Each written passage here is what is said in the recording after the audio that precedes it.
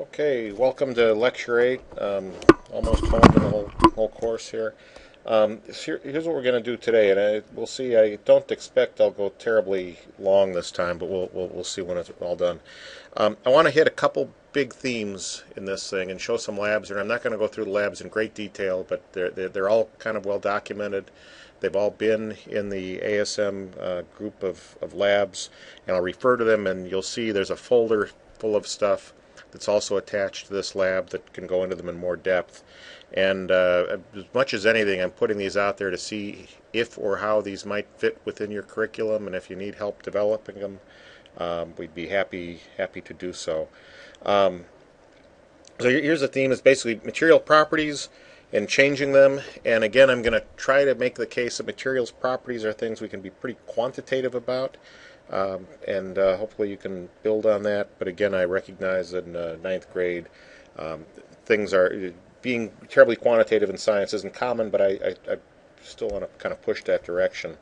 So before we do, before we do that, last time I gave you a quantitative problem, and I said if you've got a piece of nichrome, it's a 40 gauge wire, which is 0.8 millimeters in diameter and 3 meters long, and I actually have a spool of nichrome just like this. What would the resistance of this 10-foot long piece of wire be? And of course, you could test that then by putting voltage on it and measuring current. If you look at nichrome here, resistivity, ohm meters, about 1.1 times 10 to the minus 6. This is a table that was in the last lecture. So resistance in ohms is equal to resistivity, and we usually give it this symbol rho. So rho is that resistivity times the length of the wire divided by the area. That's the same as rho times length divided by pi r squared. If you put in the numbers, basically just 1.1 times 10 to the minus 6 times 3 divided by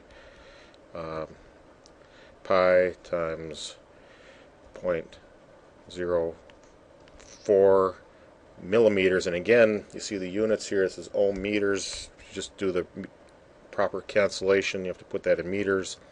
A millimeter is 10 to the minus 3 meters, so you can do 0.4 times 10 to the minus 3. Let's make it legible. It has to be squared on the bottom, and then when you work out that in the end, you get something about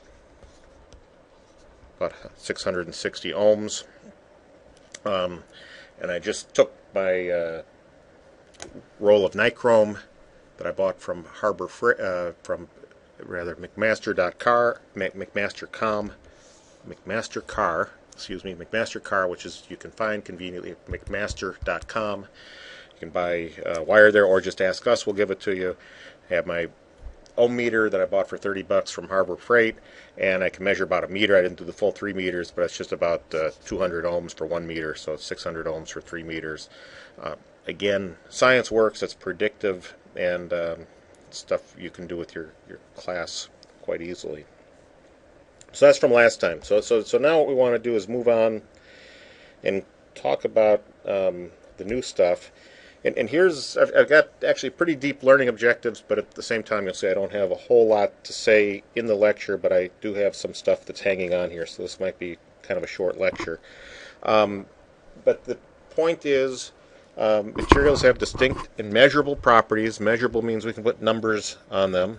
There are lots of possible properties that we can measure. The ones we're going to focus on here, and a big one we're going to focus on, is density. And one of the real things we want to get out of ninth grade physical science is the idea that density of a material may vary. There may be ways you can change density, but the number of atoms in that thing doesn't change even if you react it or change it.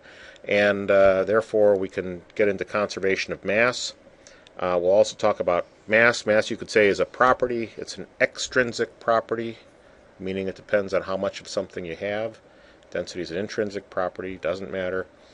Electrical conductivity is one we can measure. And we're also going to delve in a little bit into thermal properties. Thermal conductivity and heat capacity are two good ones. If you bring these together with thermal expansion,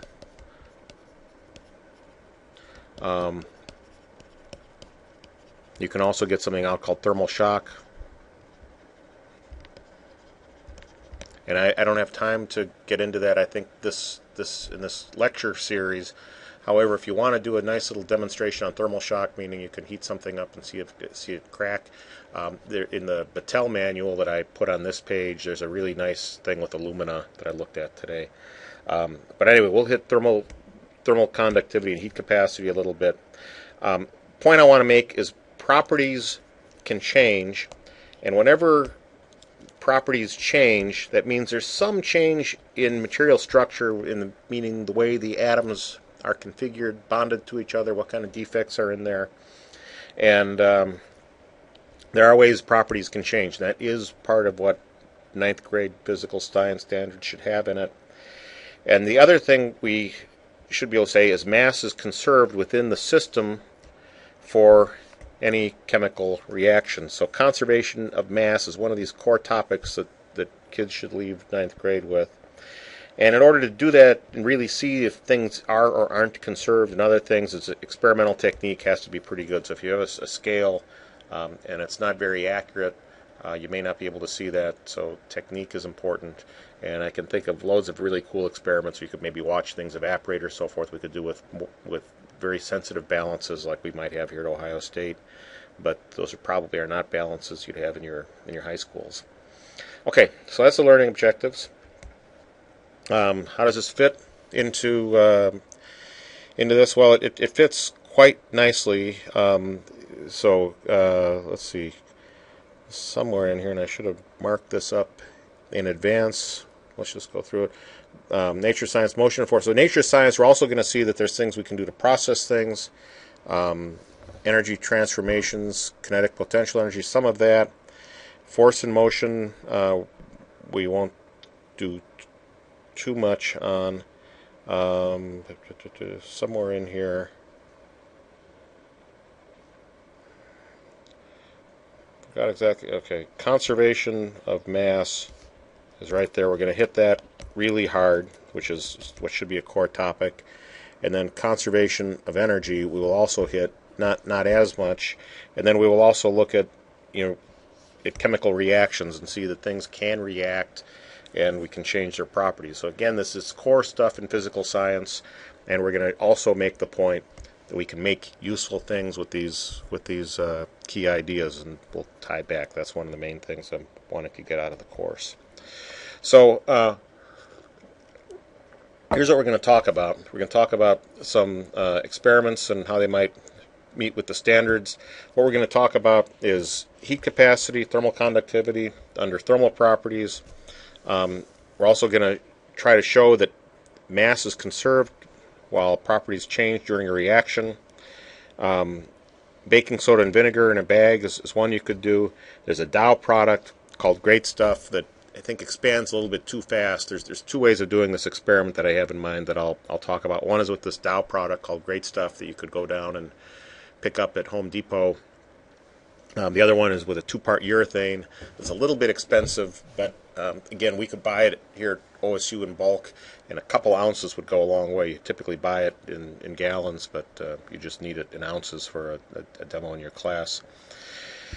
And then, doing things to change properties while showing mass is fixed. One would be smelting copper, the other is working copper. And again, you can see there's it's really a demo that goes with each of these. So this week, I'm going to kind of do a survey and let you read things on your own to see if or how they might fit in your class. So first of all is heat capacity, and heat capacity has units associated with it, and units are basically energy per mass per delta T, and that's heat capacity. So basically ask the question, how much energy does it take to heat a given mass, a given amount? So if, for example, you've got drywall in your house, as I imagine you do, if you go away in the winter for a couple days, turn your furnace off, it takes a while for the house to heat up. We've got to put energy back into the drywall, for example, to get it back up to temperature. That costs you something. You've got to pay.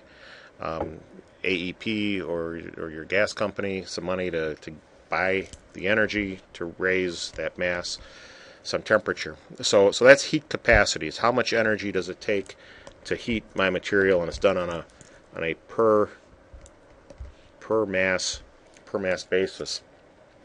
So it's also last week we made a simple calorimeter where the idea, I think what could be a nice experiment is you've got a styrofoam cup, which is a really cheap but not so bad calorimeter. It doesn't conduct heat very well. You could put, for example, 100 milliliters of water in it, which would be the same as 100 grams of water in it. And what we could do then is have a battery and a wire here. And what we can do is put into this thing an ammeter across there.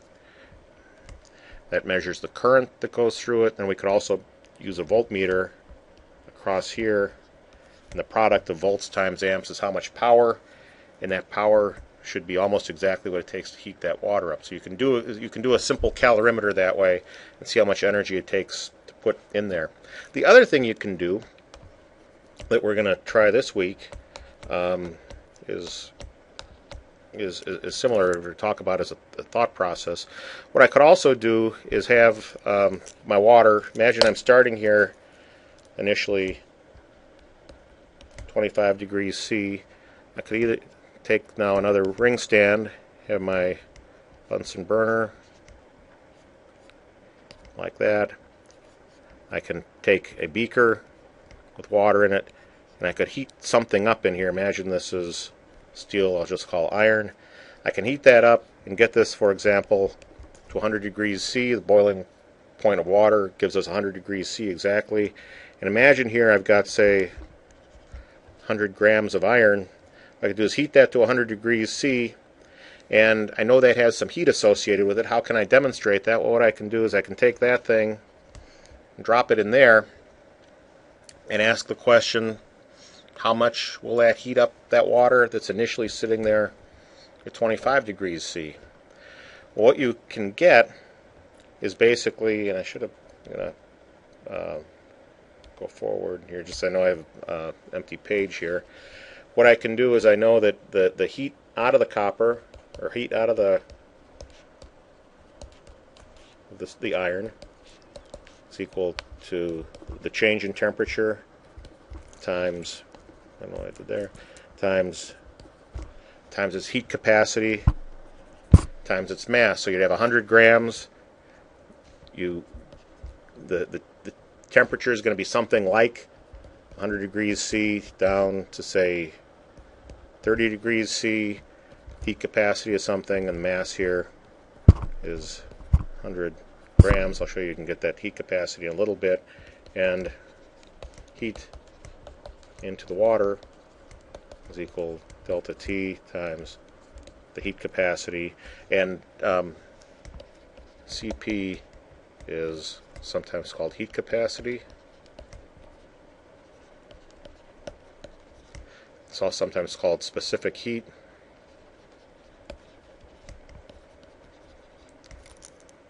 And we can do this either at constant pressure or constant volume. Typically this is done at constant pressure, and that's why I put that little P on there.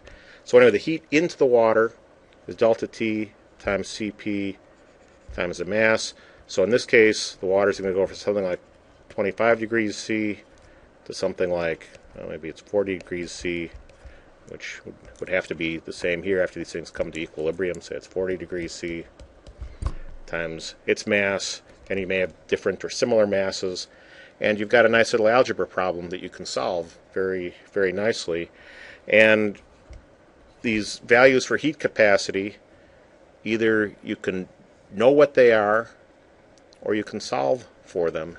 And your homework problem this week asks you to do a problem like this. So that's basically the experiment you can do. Heat this up, put it in there, know the temperature change of your iron, find the temperature change of your water. And what you could do is, for example, solve for the heat capacity of different materials. And so this just kind of gives the fact that for water, water is kind of the fundamental way we define what a calorie is. And 1 calorie heats 1 gram of water, 1 degrees C, and that's a measure of heat storage. That's our kind of our benchmark measure of heat capacity. Okay. So what this is it really is a demonstration of another core ninth grade physical science topic. It's a demonstration of conservation of energy. What you're doing is taking energy out of here and moving that heat energy into there and conserving it. It's not maybe a completely compelling demonstration of conservation of energy, but it relies on that. And of course, heat energy can slowly be leaking through this thing, mostly from the top, but in a styrofoam cup, they're pretty good. They don't tend to leak too much heat. Okay. Hopefully that's clear. If not, ask questions on the discussion board. We'll go through it. And here are your values of heat capacity at constant pressure, which are called CP. And again, the not really an SI unit is calories. Again, 1 calorie raises 1 gram of water or 1 milliliter of water. For water, 1 milliliter weighs 1 gram. 1 degrees Kelvin or 1 degrees C. This is our benchmark value down here. 1 joule is another measure of heat, is equal to about 4.18 calories. Therefore, here's another unit for it in joules per gram per degrees Kelvin. That's a conversion. And you can see different materials have somewhat different heat capacities. And for example, if you compared lead is on the low side for a metal, aluminum is on the high side, simply because there's more atoms to vibrate in a gram of aluminum than there are to vibrate in a gram of lead. You see very different heat capacities. And again, you can figure out which ones are high, which ones are low with this very simple experiment that I talked about of, say, transferring lead and aluminum from one to the other. The other thing you could do is you could do this electrical heating experiment like we talked about last week, where you have other materials in there to modify the effective heat capacity of the system. That's another cool thing you can do. Okay, so that's a thermal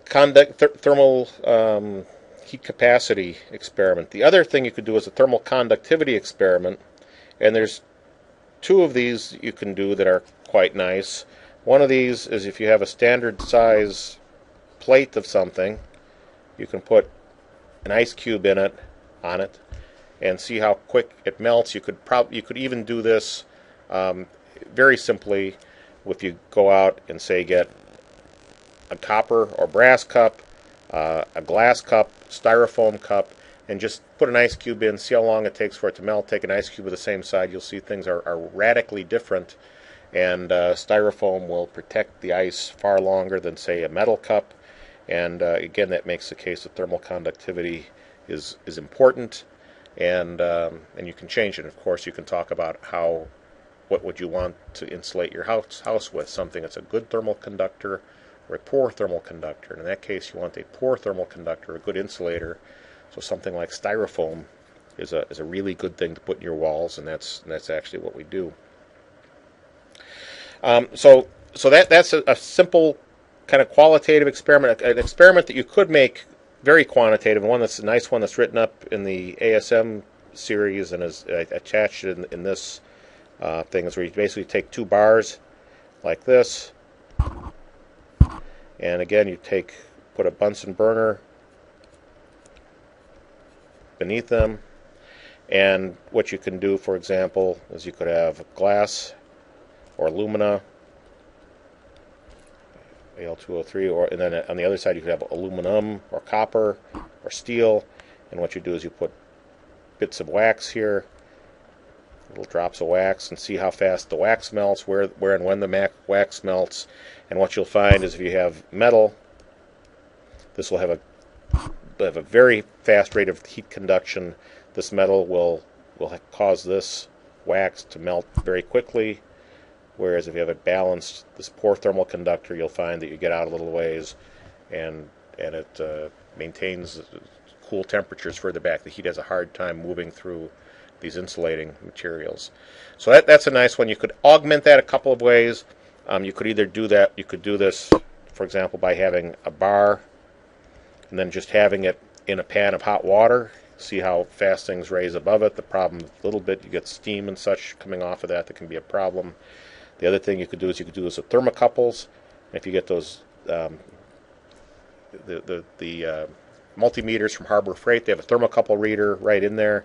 You could take thermocouples, say 2 inches off each side, see how fast each picks up, and turn that into a graphing exercise. The other one, if we get pushed to develop it, I think we could do this. You could also use thermochromic paint. This is basically paint that changes color when you hit about 90 degrees Fahrenheit. And so if you put your hand on something, it leaves a handprint, for example. And I think a Bunsen burner would probably destroy that, but if you did something where you used hot water as the base, would be fine. You could see how fast the gap between paint turning clear and having pigment moves along. And again, there'd be a very graphic way of showing that with thermochromic paint. And here's an example of thermochromic paint. And again, if somebody pushes us, we'd be happy to try to fix that up. So thermal conductivity, it's another property, and the units for this are something like watts per meter squared per degrees K, something like that. Complicated units associated with it.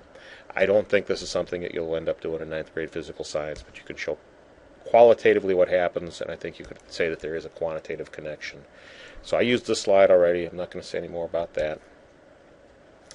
Okay, so what I'm going to move to next, and these slides are out of order, I just discovered, is here's a big idea, and that's when you react or change materials somehow, you can change their properties, but for a closed system, so reactions and processing can change properties, but not mass. And this is the big concept of conservation of mass, which should be one of the things that's real big in 9th grade. And if you look online, you can find there's some nice demonstrations. It's one of the nice ones, and this is written up here, is taking, for example, vinegar and baking soda, and I can take a baggie, put vinegar, make it look like a baggie, maybe take a baggie, put vinegar and baking soda in it, so you got baking soda, put some vinegar in it, and this thing is going to puff up, but it won't change mass. You're eating up the baking soda, you're liberating gas, a baggie or a balloon will blow up, but if you do this on a lab balance, which I'll attempt to draw, where you've got a little weight on there, fulcrum, and you balance it, you'll see that the mass of that thing doesn't change with time. For that closed system, the mass stays the same even though that reaction goes on. Yeah, that's a nice demo. It really is a nice demo. It's a good one. I think a better one would be to do urethane foam in it. And I just see I skipped a page. Okay, that didn't have any new content on it. The better way to do this, and let me see if I can get this to work hopefully, is to do urethane foam. And I think I just do an arrow. Oh, come on.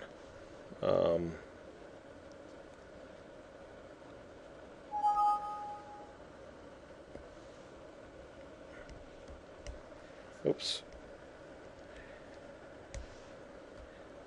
Bear with me a second here. I'm going to keep at this. This will keep recording.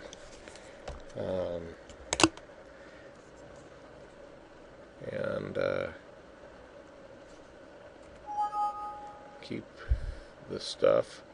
So the other way to do this, so you can do this with great stuff, but this I think is a nicer way of doing this, is you've got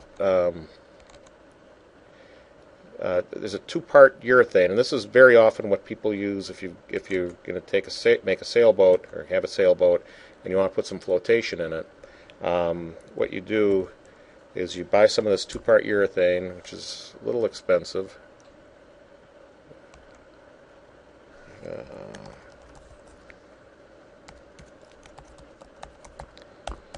the funny thing is, this was working just a couple minutes ago. I had the internet browser working. Let's try again.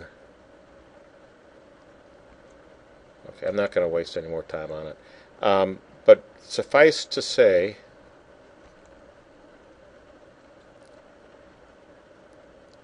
I'm going to waste more time on it. Connecting.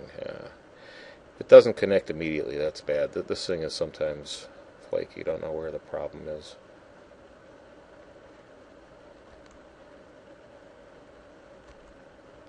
So basically what happens, this is a really nice demo, and I do encourage you to look at the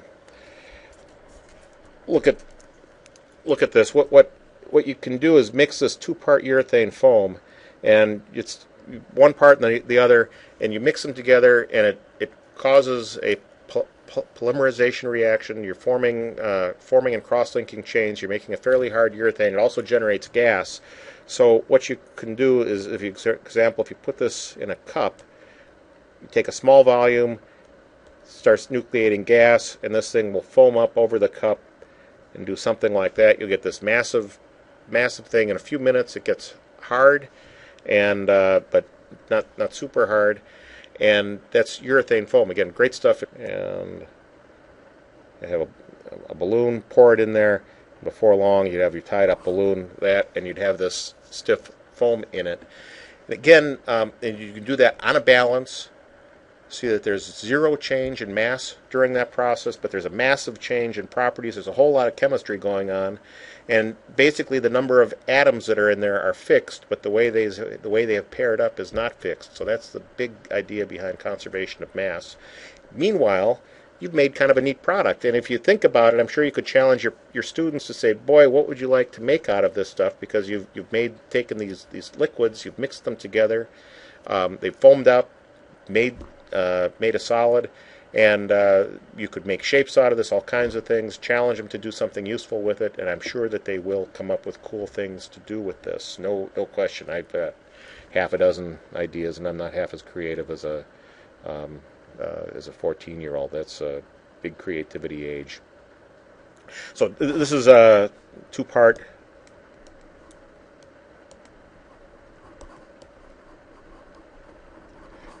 Two-part polyurethane if you search it on the web.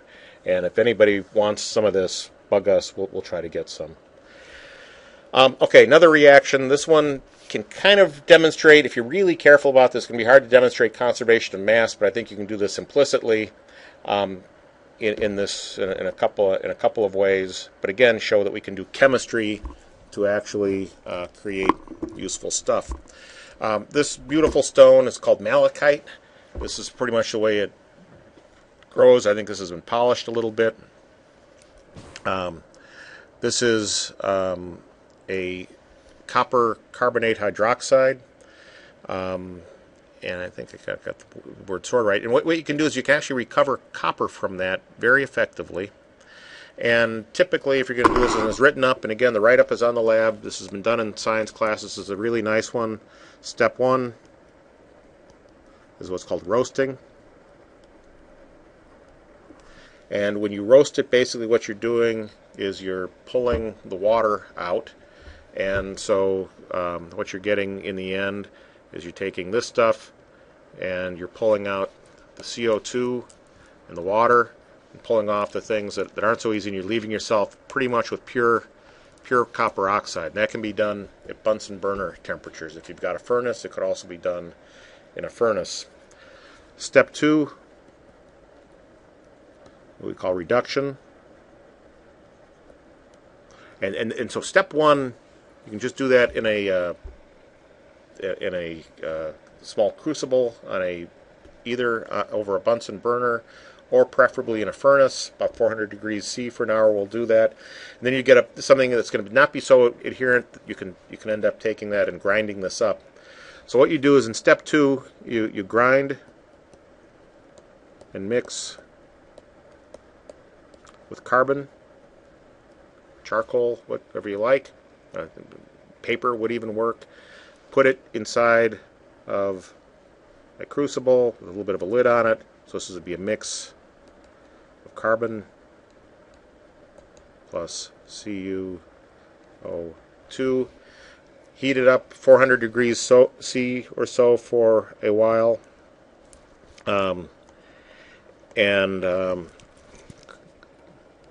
should say carbon, and mix it 400 degrees C for a half hour or so. What you will end up in the end is a lot of this is going to go off as gas. Again, you can't really do a careful mass balance with this because you're losing stuff. If you could seal the system, which is not easy, you could show mass is conserved.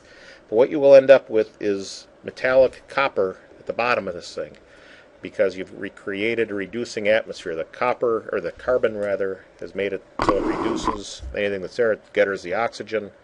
You end up with metallic copper at the bottom. You can take that, roll it, anneal it. It is a real metal. So this is from malachite. Bad news, if anything, about malachite is it's a semi-precious stone. You can see it; it's beautiful. You can get it at rock stores and so forth. Not real cheap. Usually, you get it in a polished state. So that's the drawback, but makes for a really nice lab that way. What we're trying to do right now, I went online and found a guy who has a site called Kids Rocks, and on there he offers copper ore. He sent me a box of copper ore to try out, and we're going to try to do this in our own furnaces, and we're going to see if we can create virgin metal from a common ore. People say it can't be done. I think it can. So what we're going to do is grind that stuff up, put it in a furnace with some carbon, and you can see these are from various California mines from the LA area, and I think we should be able to win copper metal out of these. If not, we'll go back to buying malachite, but if we can get this, I think the real nice guy runs Kids Rocks. He's interested in education. I think he'll ship us 100 pounds or so of this, and we can do this experiment that way. But again, the key idea is you're conserving the atoms. The copper atoms are always there, always have been there. You're just liberating them by that reaction, and this is where the useful stuff that we use every day comes from. Okay, so that, again, follows in the vein of conservation of mass. The other thing you can do that follows with conservation of mass is working copper, and the key ideas here, and this is stuff you see in the ASM series, is key ideas here. One is mass is conserved, and secondly is you work copper, you find that it's still conductive, and you'll find that the density does not change. So I think what would be a really cool series is if you can go back here and actually make your own copper from rocks. Okay, so you get your copper here, make it from rocks, come in here and actually see if you can hammer it into a wire and then start drawing little pieces of that wire. And in the labs, and again, there's attachments in the folder, you can see that you can calculate the volume of the copper. You'll see that the volume doesn't change. You can measure its mass each time. The mass doesn't change, but the shape changes dramatically. Now, if you've got a wire, you can also take that wire, and this is also put onto the discussion board. You can put an ohm meter across that and keep drawing it, measure the resistance, draw it, measure the resistance. You'll find as the length goes up, the cross section goes down, the mass doesn't change, the strength you can find up goes up, and the resistance goes up. So there's a lot you can do with that, and you can play with what properties change, what properties don't change. Mass doesn't change. Conductivity isn't going to change much. Strength will actually rise a little bit as you end up working the copper because you're putting more dislocations in it. That's something we talked about in the summer program. Haven't had much time to talk about that now. And if you anneal the material, you can see some changes in strength and conductivity as you heat drawn copper up to a sufficiently high temperature with a propane torch. You can see that the strength goes down dramatically, conductivity rises modestly, but again, mass doesn't change with it. So there's a lot you can do with this working of copper. Again, I'm not going to say too much, but if anybody'd like to develop this, we'd be very willing partners in all of that. Okay, so I'm going to stop relatively early and painlessly. Hopefully this will develop some good discussions. This is a slide I put up early. First of all, materials have distinct measurable properties. We talk about density, mass, electrical, thermal conductivity, heat capacity. These are all things that we can measure. We can be quantitative with various degrees with it. Properties can change with reactions. For example, we can take a rock, it's completely non-conductive, pull out of that conductive metal. We can do experiments with polymers. We see that the mass is conserved when a reaction happens. And we can also see that experimental technique and accuracy matter. Okay, look forward to comments on the discussion board. Look forward to seeing you all at COSI again soon. And again, let me know if there's any questions, anything we can do. Discussion board's good. Email, phone is also fine. Take care all. See you soon. Let's see.